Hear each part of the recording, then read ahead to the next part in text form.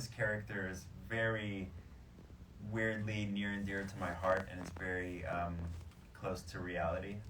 When I was in high school, I had a bit of a opioid problem for a solid 2 years. Started in sophomore year of high school, and it was prescription pills. And a lot of my teachers saw that I was on a very, very bad path. And it was my guidance counselor, God bless her soul, Miss Coppola. She said, you know what, Ronen, I think it could be good for you if you joined the theater program. And I was like, that sounds whack. I don't know about all that. Silly actors. Yeah, it sounds like a lot of work. And but she's like, I think the discipline and the accountability could be good for you. So I joined it. I joined in my junior year of high school, and I did a play, which I happened to book the lead role in. What was it? It was a program where the students create their own scripts, set design, lighting, directing, writing, everything. And this was a comedy. It was about Guido superheroes. Because at that time, Jersey Shore was the hottest thing on the East Coast, and makes sense. Everyone likes to think that people from Staten Island are from New Jersey, which I don't know why, but from California, when they're in California, they think that. Yeah, so I went to school in Staten Island, but I just remember the rehearsal process and working with other students and working with other actors, and I just remember like it was yesterday, coming out on stage in front of like 1,000 people and doing 2 straight nights of a play, and I quite literally caught the bug that night, and I quickly realized maybe this is what I want to do, and then that following summer, in between junior and senior year of high school, I started pursuing representation and did like this showcase thing in the city. And then fortunately stuff started happening really quick, and I got my manager within a couple months, and then literally my first audition was for this tiny $120,000 indie film, which is nothing. It's called It Felt Like Love. And the following year, it got into Sundance. Wow. And I was the male lead in that, and that was my first experience, period. That's a good start. Very good start. So I was sort of thrown into it. I was sort of thrown into the industry and thrown into the whole business of acting, and much quicker than I expected, and probably than I wanted. I was still, figuring out my life and getting all the bad habits out of the way. Did it help you get off the drugs once you started acting? I think landing at Sundance and seeing that this is very real, and that there is a career to be made out of this, and just to see the people I was surrounded by at Sundance was insane. I was going to like press tours with like Dustin Hoffman, and Michael B. Jordan just had Fruitvale Station released, so they were like, this kid, Michael B., he might be something. So just being around that, I was like, oh my God, this is very real, and it was very scary, because I was this 19-year-old degenerate. I mean, I gotta be honest, So that quickly, I was like, I gotta get my shit together. And the rest is history. So after was it after high school you went to the New York Film Academy, right? Yeah, the year right after. Right. So did you realize through that first experience that you needed to learn how to act or how to act? Yeah, for sure. I don't know what I was doing, and It Felt Like Love was directed by this brilliant director. Her name was Eliza Hittman, and luckily It Felt Like Love was very much like a running gun. I remember our camera operator was also our DP and would pull focus by himself on his shoulder, and it was bare minimum production. But she's brilliant. Now she's made like crazy awesome movies. Film Academy. I did the conservatory, and I just needed some basics. I didn't know what acting was. I didn't know what the craft was. I loved watching movies and TV, but I just didn't know what I was doing. And I owe so much to this school. And I'm not just saying that because we're here. I didn't make him say that. I'm just that wasn't in the deal. Thank you. I'm glad. But there's still like essentials that I use from nearly 10 years ago to this day when preparing for a role or for a project. I mean, that's great, because that's one of my questions, is Yeah. what, anything specific that part of what you learned, the specific learning techniques, applying them to scene study, acting for film, anything in particular? Those two, literally those two. Scene study, just learning how to read a script and to break down a script, and that I never obviously knew what that was, and just figuring out what I want to do on a page and what I can do on a page, and developing a character, how they speak, how they walk, how they move, how they, their physicality, their tone, they're so, all humans are so different, so you can make characters so specific, and I didn't know how to do that. But all the people that I looked up to did that, like the Christian Bales, the Brad Pitts, the Leos. And I'm like, how do they do that, And then acting for film was something that I still very much use today. And, actions, beats, reactions, like breathing. I remember our acting for film teacher was always like, it's okay to breathe. You can breathe in this scene, because I think when we're starting off, a lot of it we're like, we freeze up, we're nervous, or we just don't know sort of how to maneuver our bodies and use our, our instrument. And I always remember him, like, his name was Paul Warner. He was always like, you guys know Paul? I love Paul. Dude, he's the greatest. Is he still around? I don't know. I haven't been to New York in 5 Okay, years. well, that's, he's the dopest, man. He would always be like, you can breathe on this line. And it was just like, and so a lot of stuff like that, just a lot of technical stuff that you just wouldn't know. So once you left NYFA, then you have a manager in New York, you're working, what were some of your challenges starting out as an actor? I can't skip over the fact that I had one of the most challenging things a human could face, and it was actually happening while I was at NYFA. In 2012, Hurricane Sandy hit the East Coast, and my house was submerged underwater for around 3 days. My parents almost got caught in a storm. They almost died. My dog almost died. We lost every physical thing we owned. I had no clothes. We literally had nothing. And I came into school when they were allowed to open up again, and my classmates, this is so crazy. I was living off the Red Cross. This is why you're going to school at New York. Yeah. Right? Okay. Sorry, I'm getting emotional. It's just when you see the ocean take out your neighborhood, it's kind of fucking scary. But I remember I came into class one day, and all my classmates, they had this big black garbage bag, and they surprised me with clothes.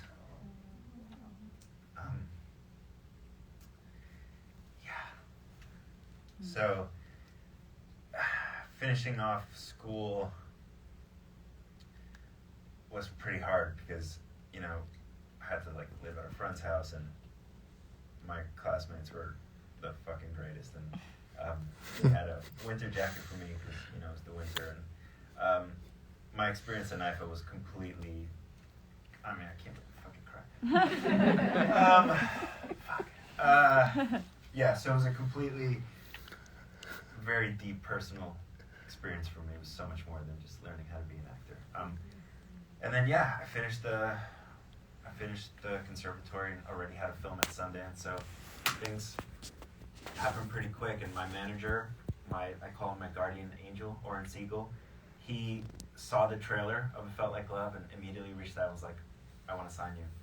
And he had huge clients, and I had to look him up, and I was like, oh my God, this is crazy. So I flew out to LA, met him, and I've been with him ever since. And just, one thing has led to another. Keep working. It sounds easy, but I know it wasn't. One of the hardest things in the world, yeah. I think the percentage, it's kind of mind-boggling. I think the percentage of working actors in, if you look at the union, I think it's 2 point something percent out of millions of people. So just from statistics, the odds are against you. Yeah. And it is so hard. It is so hard. I think every single person that we look up to, they've all had to struggle, and yeah, it's not easy. So do you feel you did not have challenges along the way, or other than I understand the personal career-wise challenges? Oh yeah. Like you have Massive challenges, man. It's like not working for 6 months, 8 months, running out of money, getting said no to 150 times. That's really hard. Did you ever feel like you were going to plan B? Like, yeah, this is hard. Maybe I should be an accountant or something. Did you ever feel that plan B was on the horizon, or going, no, there's no way I'm giving this up? Actually, weirdly enough, yes. I remember I used to journal a lot when I was going through all this stuff, and there was one journal entry where I said, so I was auditioning for it's called Dead of Summer, which was my first TV show, first series regular. And I remember the journal entry right before I went out for that audition. I said, if I don't get a job within a month, I'm gonna go work at Trader Joe's.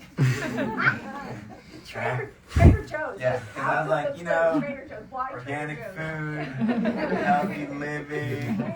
I can help people get healthy and eat. And we were shopping at Trader Joe's, and the vibe was really good there. You get to wear like Hawaiian shirts and shit.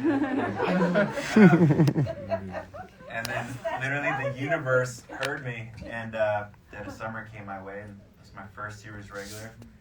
Did 10 episodes, was picked up immediately. So Trader Joe's is the loser in this situation. Yeah. Yeah. You could probably still go in for a day. They would probably love you there. I love Trader Joe's, man.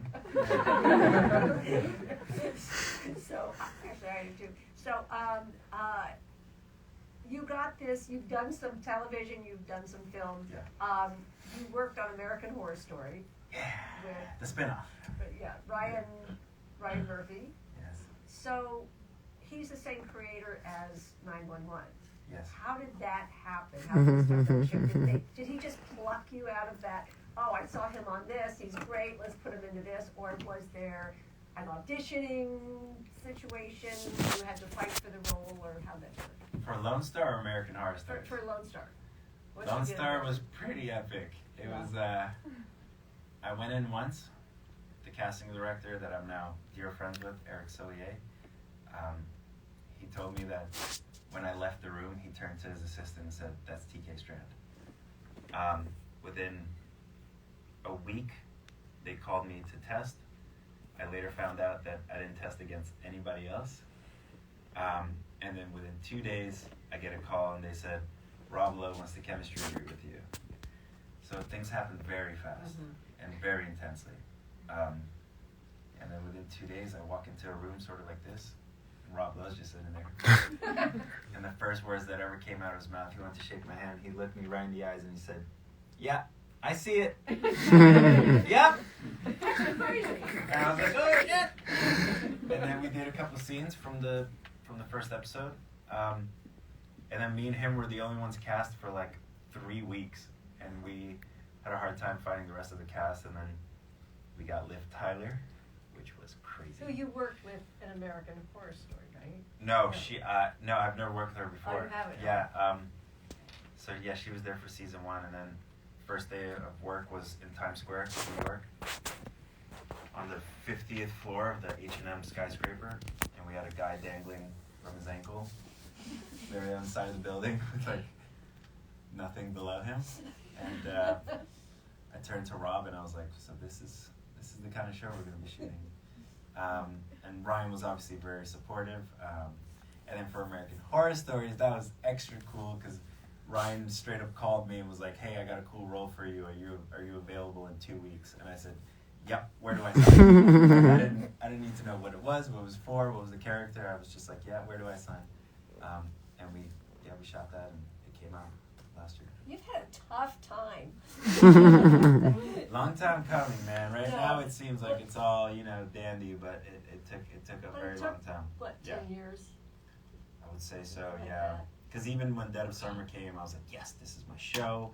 I'm gonna break through. I've got some money in my bank account, and then it got canceled. And then I was unemployed for like 8 months, you know. And it really shows you that nothing is guaranteed. Yeah. It's probably the only job where you could work a massive job and then be unemployed immediately the day It's so after. nice that you sound extremely grateful to be doing what you're doing, which is This is the other coolest side job of in it. the world, man. Yeah. Yeah. What about the role challenges you? I mean. Oh yeah. I mean, a lot. You know, like with my character, I've been very, very lucky. They've given me some really brutal, emotional stuff to deal with. Now this episode was amazing. Thank you. It was. And so on top of all the emotional stuff that we have to deal with, then we have medical jargon. You know, season 1 and season 2, I was a firefighter, so we're doing a lot of the firefighter stuff. Now I'm a paramedic, so I'm doing all the paramedic stuff, and we are doing the real thing. You know, we have paramedics and firefighters on set, making sure everything's authentic and looks as real as possible. So you've been trained by them for what? Yeah. Our firefighter tech actually is a dear friend as well. He's an older gentleman. He's a retired firefighter, and they just want to make sure that the show looks real and authentic. And you know, like in this episode when you saw the armpit thing, that we had our retired paramedic. She was like, "This is what we would actually do," and she walked me through the whole thing, and I had to rehearse all that like a million times. And you know, it looks really smooth on camera, but it's hard, you know, and it's a lot of technical stuff. It was a whole new career. Yeah, I always say I think I do pretty well in like an emergency situation. Do you think you can handle it if something real happened? I should say yes. I hope that situation never happens, but yeah, I think I'd be okay until the professionals come. You would be better than I would, so that it's real. Yeah. So, do you have anything? Do you have any say in the writing? Do you help create this character, or is the writer saying, "Here's what you got"? Especially in the beginning when they're creating the show. I think in the beginning, especially season 1, Ryan was very hands-on, and you know his vision is everything. Mm-hmm. You know, but now that we're season 3 going into season 4. Our writers are super intelligent, man. They pick up on stuff of the actors in real life, and you'll start seeing nuances in the script that are very similar to us, and the way we speak, the way we move. And I think with me, one thing that I can say is I've been begging Tim Minear, our showrunner, for an episode like this since day 1, because I really wanted to know how bad was his drug problem, how dark of a person was he back in the day. I remember he called me and he's like, "Ronen, I got your gift." I was like, "What is it?" He's like, "I got your heroin episode." Oh shit, here we go. So yeah. So are any of the physical stunts that you do any stunts or something? Or I do all my stunts. You do all your stunts? Yeah, I'm like Tom Cruise. I try to do as much as I can. There's some stuff that's super dangerous, and I would let the professionals do it. But yeah, but like in season 3, like we started off with a bang. I had to save a kid on a frozen lake and had to crawl across this massive body of water and had to chip away at real ice for hours. My hands were like destroyed, and then had to pick the kid out of the frozen lake. Then I had to fall in to the water. Then And it was really a frozen lake? no. Oh. It was a very warm pool. But it looked really cool. But it looked like Yeah. it was frozen. But yeah, I had to do that in full uniform, and we're messing around underwater and have to like strap the kid in and try to pop out of the water, and you do that for like 10 hours, and it sucks. Yeah, so there's a lot of really cool physical stuff that they give me. My character is very much like a hero that sacrifices his own body to save other people, I've been in a coma like 3 times in the show. That's not even a joke. I've been hurt like 6 times, you know. For real or on the show? On the show. Oh, okay. This episode kicked my ass, though. I went pretty hard for that one. But yeah, I've been very fortunate to have really cool stunts and action sequences. That's good.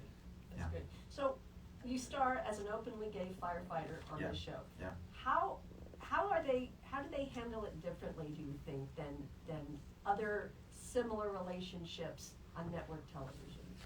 Ryan Murphy, you know, first and foremost, he's been a trailblazer for LGBTQ plus representation for 19 years now. You know, it started with Nip Tuck in 2003. We had a major transgender character arc in 2003 on FX, which nobody was doing. And the studio threatened to, you know, shut down the show. And he was like, no, this is what I believe in. This is what I'm going to do. And then, you know, Nip Tuck became one of the most successful shows of all time. And so it always starts first and foremost with Ryan. He makes it as authentic and as normalized as possible. I've never had like a coming out story in the show with TK and his dad, and there's never been a scene where TK goes to Owen and he's like, Dad, I think I'm gay. You know, it's like very much from the moment you see our characters in season 1, episode 1, I look over to my dad during a rescue. We're like climbing up this massive elevator, and he's like, I think I'm gonna propose to Alex today. And he's like, well, if that's what you want, son, I support you. And that's the first sort of interaction you get between father-son. So from the moment the show started, we just normalized it as much as possible. It's a normal relationship. Exactly, yeah, and we're very much overly dramatic none of that. or anything. No, man, you know, and we're in 2022, you know, we're reflecting the real world, we're reflecting America. It is ironic, though, that our show takes place in Texas. So that's really pushing the boundaries. You know, probably got a lot of Texas residents that don't like our show, but 7.2 million people watch it a week, so obviously they like what we're doing. Somebody likes it out there. Exactly. A lot of people like that. Yeah. What about social media? I guess there's a lot of pressure on actors to be very visible on social media. Yeah. How do you feel about that? Do you think, is it hard to balance private life with your social promotion of your career and your work? I've learned to embrace social media. I've learned to love it because I know how much power is in social media and how much influence is in social media. I've been very fortunate to have a pretty big following, and people now are listening to what I'm saying and listening to what I believe in and what I'm passionate about.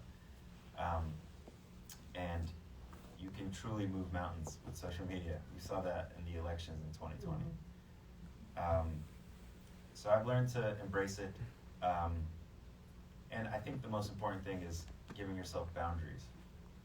You know, I'm very active on social media, but, you know, my private life is not really out there, you know. I'm not like posting selfies from the toilet. You know? That'd be kind of weird. But yeah, but dude, a lot of people do that. It's weird. But you know, I very much have embraced it. It's like this is what I believe in. This is what I'm passionate about. And if you don't agree with it, or if you don't like it, there's millions of other people to go follow. But my fan base has become very, very loyal and passionate about what I'm passionate about. And now I have, you know, kids of 14 years old wanting to be environmentalists and wanting to be marine biologists and wanting to be firefighters or paramedics. So I think there's a lot of good that can be made with social media, and I feel like a lot of the time people try to primarily focus on the negative that social media gives off, but it takes away from the good that it does. And there's a lot of amazing people out there using it, I think, the right way. Yeah. Do you think it can be harmful for younger people to be so involved in social media? I guess, man, you know, it's hard to, because I didn't grow up with social media, you know, I'm like on that borderline of like MySpace MySpace came out. There was MySpace. Yeah, I never participated in that, but I remember the birth of Facebook and all that stuff, and it wasn't as predominant as it is now. And I'm not going to sit up here and try to understand what younger kids are going through with social media, because it feels very foreign to me. Yeah, I'm sure it's tough. You see the negative effect on younger kids, but I think that comes back to people of influence, of celebrities using their platform for good, and trying to make positive change, because there's a lot of celebrities and people with massive followings that are promoting, negative stuff and artificial stuff, and you seem to keep it authentic, so I guess that's the key. I think, like I said before, seeing your entire neighborhood get destroyed by the ocean, that will light a fire under your ass about learning about what climate change is and what global warming is. And I always say I saw how the ocean could destroy everything, but I also now understand how powerful the ocean is. It could actually save everything. So that was something that, in a weird way, I'm grateful for. Yeah. I read a quote. It said, when you were 18 years old, you stated that your acting career will coincide with trying to save the planet. So how have you been able to do this? You started You started talking about climate change, and I know you're an advocate for that. What kind of areas are you involved in with that? So it's been a really incredible ride. I'm an ambassador for 2 ocean organizations. One of them is called the Ocean Cleanup. They primarily focus on cleaning out the Great Pacific Garbage Patch, which is a pile of garbage in the Pacific Ocean the size of Texas, and it's just sitting out there. And it was created by this brilliant young scientist from Greece. His name is Boyan Slat, and he was 23 when he created the organization. And they have these massive ships that go out. They're called interceptors. And it's pretty much like a Bowie system that trails behind the ship and cleans out this garbage. And they're the only ones that are doing major ocean cleanups. Then there's another one called Project Zero, which focuses on creating ocean sanctuaries around the world. And the goal is to protect 30% of the planet's oceans, the same sort of way national forests are protected by the government. For some reason, the ocean is not protected, and it makes up over 70% of the planet. I think only 7% of the world's oceans are protected by the government officials, which is bonkers. And then recently became an ambassador for a hydrogen company, which focuses on transportation and using hydrogen as the future for energy and fuel consumption. Right now it's the most sustainable energy source that we have, and I know that this administration just invested over $8 billion in hydrogen, so it should be a good year coming up. What do you do as the ambassador? My job is to, first of all, educate myself, then promote the shit out of it. There's where social media has Exactly, yeah.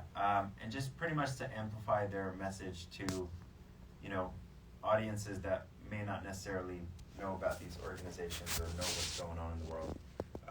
My audience, luckily, is very young. It's very much from 12 to 25,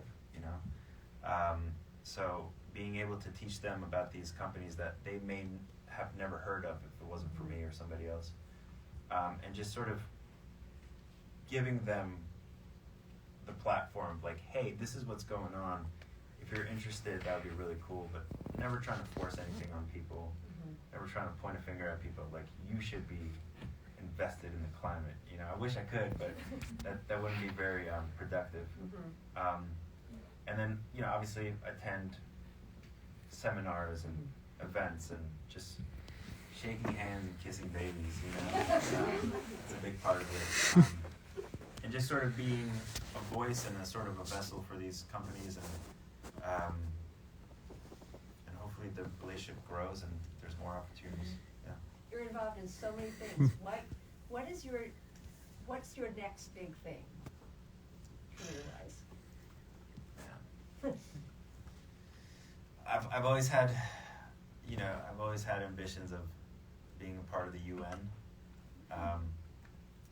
like Leonardo DiCaprio is, Mark Ruffalo, Angelina Jolie. I've gotten to work with them twice now on climate action, which has been mind-boggling. So I'm slowly getting there. Being more involved in other organizations. COVID really hurt everybody, but being more hands-on, traveling to these places where these ocean sanctuaries are being built, getting my hands dirty. There's one thing to, using your social media, but I want to get my hands dirty.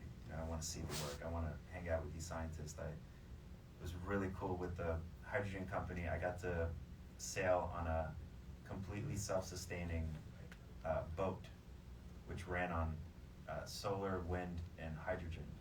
And now it's currently sailing around the entire planet while being self-sustained. They make drinking water out of the ocean, and they have a Toyota engine inside of the boat, which is what we use in the fuel cell cars. So seeing stuff like that of we can do this, the technology is there. And listening to these scientists, most of them are from the Netherlands and France, and just sitting with them out in the water with a completely silent and scentless boat, and be like, this is the future. I think it's amazing that that's where you're letting your career be the platform for that. Yeah. I think it's really very commendable that you're using that to help other things. Thank you. What's your dream job as an actor? Playing Brad Pitt's son. Anything with Brad Pitt. Brad Pitt fan. Working with Brad Pitt. Leonardo DiCaprio, Brad Pitt, Christian Bale. Anything with those three. I'll retire the next day. That would be bucket list at its finest. Those are the guys that inspired me to do this and challenged me to, want to do great and want to really do character-driven roles. That's what gets me excited. So yeah, anything with those three guys. So this leads me to one of my last questions, and then I want them to be able to ask questions. Okay, so there are five choices here. This is not a pop quiz. You don't have to get it right. So there are 5 projects. They all shoot at the same time. 5 films. You get to pick one. One has a great director. Okay. One has a great actor you've always wanted to work with. One has a wonderful script, Oscar nomination for sure. One has a great role for you. And one gives you a ton of money. Which one do you choose? The script. The script? It's always got to be the script first. Even if it was Brad Pitt?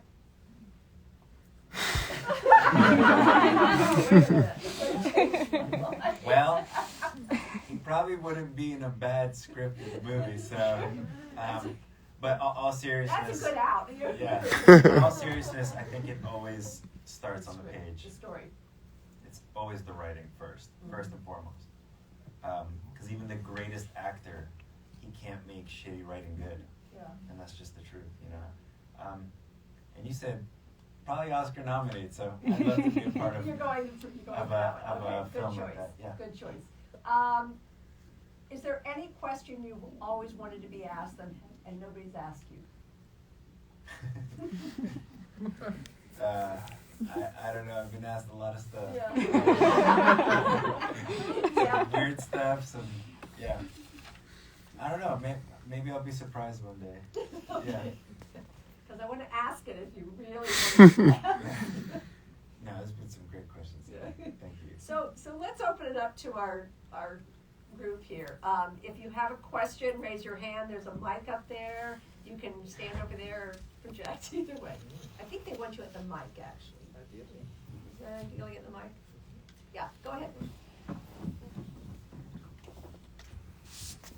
They're going to ask you the question that you always wanted to have asked. Hi. Hi. Mine's a little hi. Okay.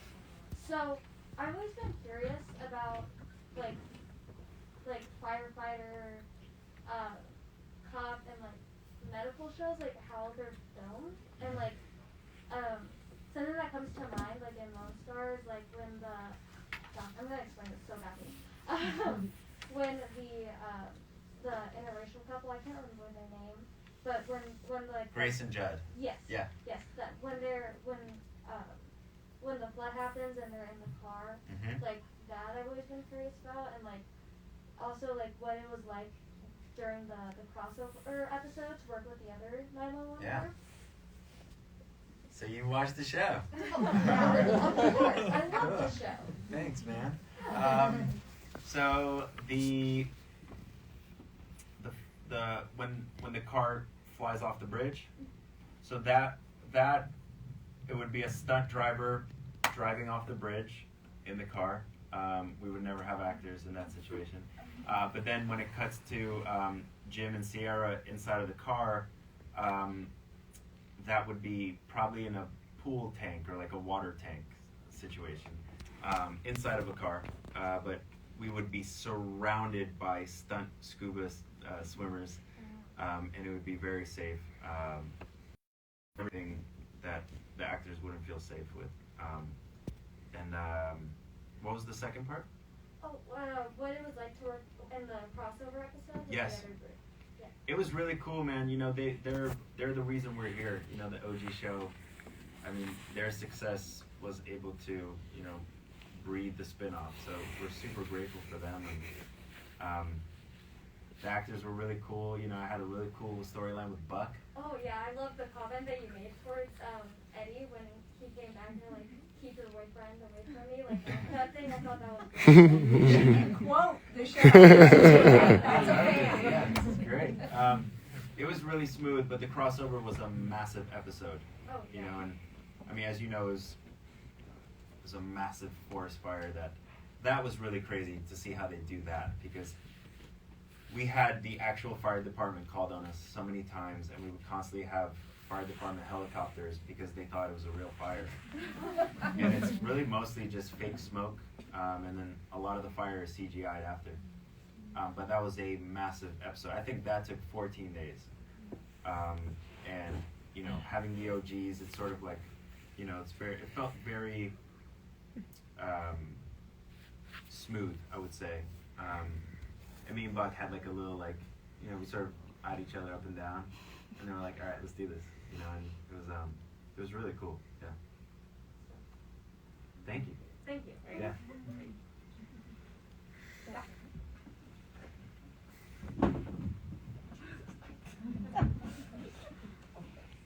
Hi.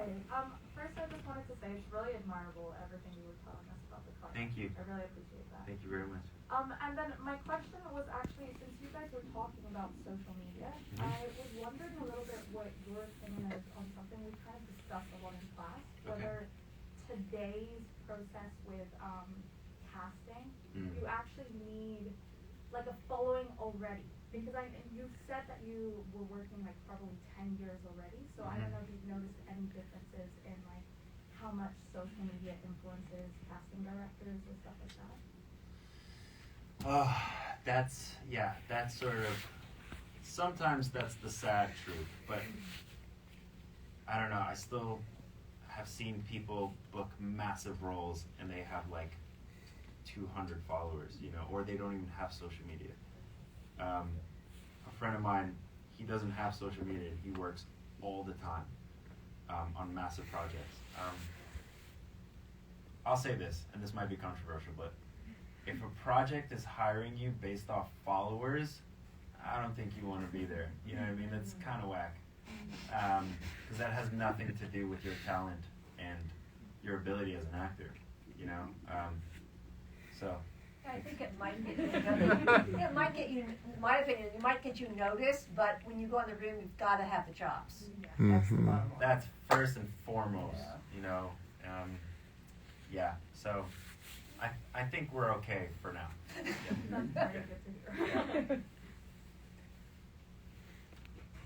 Yeah. If you have a question, just go up to the mic. Hi.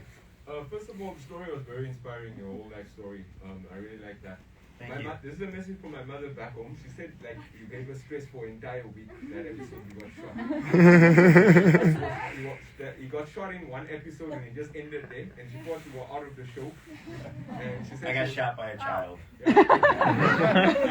She was stressed for the entire week. So that message comes all the way from South Africa. She says Amazing, man. It's amazing. Send her my hello. He's alive. My question: what was not the best, but what was the most memorable episode for you out of all the seasons? I gotta say this one. This one. Yeah, Okay. it's so personal and so near and dear to my heart, and has so much life experience that I actually went through. This episode was almost therapeutic in a weird way.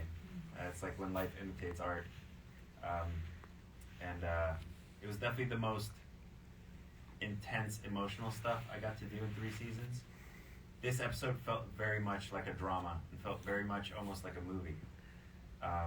And I come from film, so for me, for the first time, we had time to work on scenes and to really think about, what we want to do in the scene. Because usually television is like, you got 12 hours and you got to go.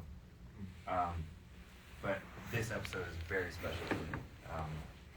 It was also, I think, the first sort of backstory episode that we've ever had. So I feel very honored to sort of start us off on that path. It was a great episode, by the way. Thank you. And last question, I couldn't look it up because I wasn't sure. Are you born in 92 or 93? Because I have this 93. I'm Thank so you. glad we got that strong. The energy. Yes, sir. Yeah. What else? Yes, oh, good. Hello. Hi. So, you seem like a very charismatic and great guy. I actually had a question. Oh, thank you. But I don't know, I feel like I always wonder about that. Obviously, as your career progresses and starting background with NIFA, what has been something that throughout your daily process just keeps you grounded in being your own individual? That beautiful creature right there in the front. I'm gonna start crying again. I'm such a mess today. My partner Jessica, we've been together for 5 years, and she's the person that has seen everything behind closed doors. She sees all this stuff, but she's seen the hard times, the really hard times. She sees everything behind closed doors in private that nobody gets to see. And between her, my 2 dogs, and the beautiful home that we've built for ourselves, that's my favorite place in the whole world. So coming home to her keeps me grounded automatically. I don't need all this glitz and glamour and all the stuff that comes with this business, but being at home with her is the best place in the whole world. And getting to go to work to do what I do is like bonus, Oh, she loves that Uh, answer. So yeah, Shout thank out you. to Paul Warner. Yes. I think we're all gonna cry. I don't know what's going on. This is ridiculous. Earlier you mentioned how you started looking for representation. Mhm. How did you actually find your agent? So when I started, That's a great question. and I'm sure they're still around, it was pretty much called like a summer showcase. And I did mine in New York.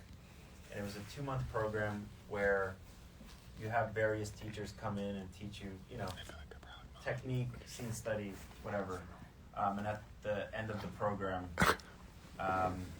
you get to go in front of managers and agents.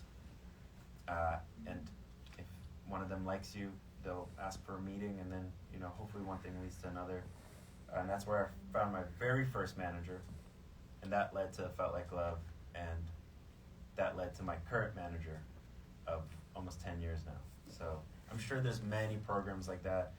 I know NIFA does a program like that at the end of either Showcases, yeah. the 2 or the 3 year program, I don't know. And there's just, especially in Los Angeles, I mean, it's the best place to be. But, you know, finding representation will make your life a lot easier because they could get you out on legitimate auditions and help you break through. All right, thank you. Hell yeah, thanks for coming with Chaise. My other favorite person. What are you recording? It's a live video. Hi. Darcy and Liam is gonna wanna kill me for this. I just wanna say I'm a huge fan. I'm very starstruck right now. Hi. No, but my question is, I'm Brazilian, so you probably know where I'm going. Rafael is a big thing.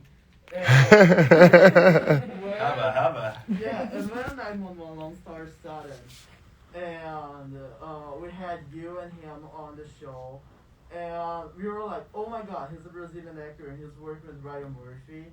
And Carlos and TK became a huge thing in Brazil. I don't actually know if it became that big of a thing around here. Oh, it's pretty big.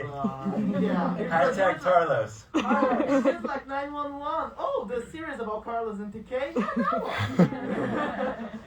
So I just wanted to know how this representation and this whole thing of social media and the LGBTQ community, how has that affected you and the show, and how is that, you know? Well, Does that make sense? yeah, for sure. First of all, hi. Rafael is from Brazil, you know, moved to America when I think he was either 15 or 17, so he's fairly fresh in America, very fresh to, you know, doing this. You know, we had a chemistry read, and our chemistry was instant, and it was fiery. And I remember when he left the room, I turned to the producers, and I was like, that's the guy. And they're like, yeah. And I'll never forget, our producer said, if you guys could do that in a room like this, imagine what you could do on a set in front of, you know, real cameras. And I'll never forget when the first trailer came out. It was November of 2019, and it's me and Carlos busting through the door, making out on a broadcast network show on Fox. It was a big, like, hell yeah, you know what I mean? And that was the birth of Tarlos, and now 4 seasons later, it's become this massive thing, and obviously it's become global. And we understand the sort of responsibility we have of being sort of the faces of the LGBTQ community for the show. And there's a massive responsibility there, and, you know, we just gotta take great pride in that, and there's a lot of honor that comes with that, and we just have to be responsible, and we have to speak up, and we have to continue, you know, showing these kind of storylines. And for those of you that don't watch the show, we just got engaged at the end of season 3, which is massive to see an interracial gay couple get engaged on Fox. On any network television. Just on any Yeah. network television, you It know? is a total cultural shift. Is Yeah. what it is. And it was the most talked about thing with the finale. And people around the world love these 2 characters and love Raphael and myself, and we're so grateful for you guys. And hashtag Tarlos is becoming this like phenomenon, you know. So yeah, we're gonna hopefully continue making you guys proud, and hopefully there will be a crazy wedding in season 4. And we're just gonna keep doing our job and making sure that it's a responsibly told story. Every time there's a fight between Carlos, It's heartbreaking, man. don't break it because it's Ryan Murphy, so we never know. Yeah. But yeah, it's just a great inspiration. Thank you. I'm telling all my friends in Brazil, we're rolling website that hi That's how you tell. Oh my God, is Chaise asking a question? Chaise is asking a question. I'm asking a question. Look how tiny the microphone is. I was too. going to say Chaise, you need to laughing up. So I always think of actors kind of similarly. Oh God. Ah. So I always think of actors in a way similar to athletes and other people that do other creative things of some sort. How do you keep yourself fresh when you're not filming? What keeps you going and inspired to actually keep being an actor and being someone that is passionate about what they do when it's so hard to lose that? Good question. I fortunately love what I do, and I love being an actor, and I absolutely love 911 Lone Star, and I adore TK. So knowing that, is what I get to go to work for, will always keep me hungry and always keep me motivated and never satisfied. And there's a lot of stuff that keeps me busy outside of work. You know better than anyone, because you're there most of the time with me. So just staying sharp, staying focused, just finding that hunger, to want to go to work at 4 a.m. For 13 hours every single day. It gets tough sometimes, but look, I know that this job is like winning the lottery, and I know how fortunate I am to be where I am, and I truly believe this is the greatest job in the world. So that always will wake me up and keep me motivated.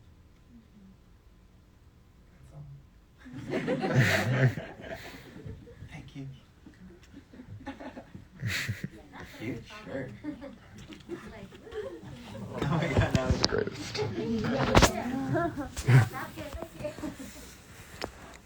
Hi. My name is Sophia.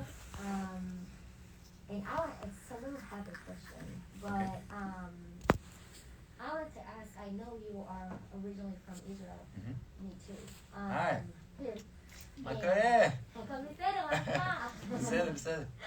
And I wanted to ask, I have, and I'm pretty sure everyone can relate because half of this room is probably not really American. My biggest question mark with this industry is that I feel I'm trying my best I'm doing dialect classes, I'm trying to learn the culture, I'm trying so hard to become American, my accent, my behavior, because this is the hardest thing for me here, not even the acting, to become a part of this culture and language. And I heard you in an interview saying that coming from a different country was the hardest thing for you, to feel like you're not fitting to the culture, to the rhythm, it's not your first language.